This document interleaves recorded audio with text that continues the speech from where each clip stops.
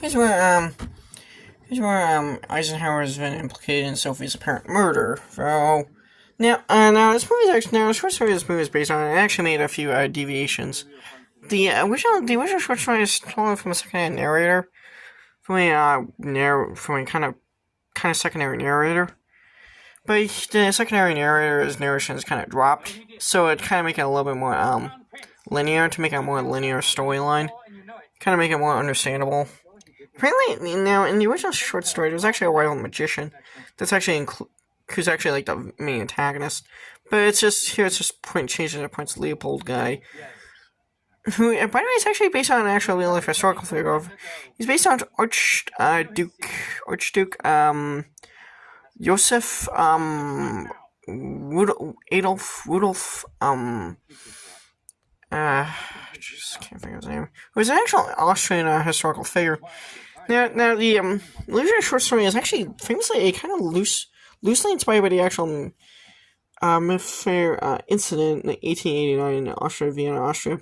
Okay, for those who don't know, in 1889 in Austria, actually no, in 1889, Rudolf, then Austrian crown prince, the then crown prince of Austria, 30-year-old Rudolf, I forget his name.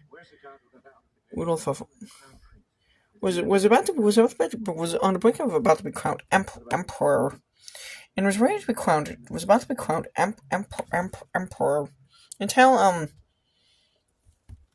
tragedy until he fiercely and fiercely cheated on his would-be wife, the princess of an Austrian princess, with an Austrian.